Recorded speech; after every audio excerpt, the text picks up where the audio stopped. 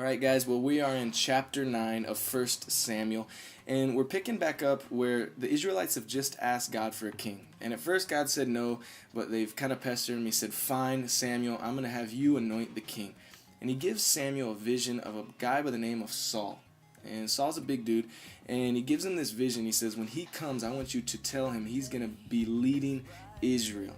And so what happens coming up in chapter 9 is Saul walks into this city, sees Samuel, and Samuel, God says, that's your king. Samuel says, Saul, you're going to be king.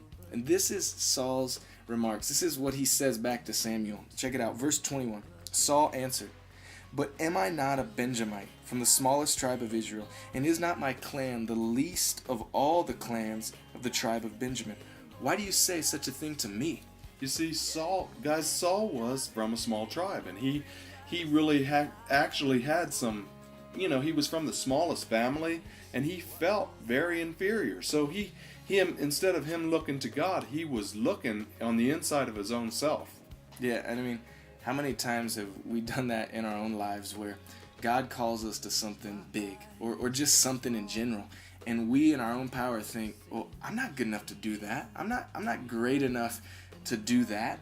And what about you? Do you find yourself sometimes, looking on the inside, big things that God's called you to and wants to show you how great He is, but you look at yourself and you can't do it, or He wouldn't have even asked you to do it. He wants to do it for you.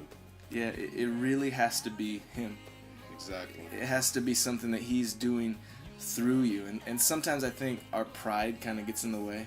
Oh, and, yeah. and it's almost like we say, well, if I can't do that, then I'm just not going to do it. And God's saying, no, I'm going to do it through you. Through you. So maybe today, just take a little bit of time today, and I just want you to think about something. What is God calling you to do that you don't have the strength to do it, but you can do it through Him? You are glorious.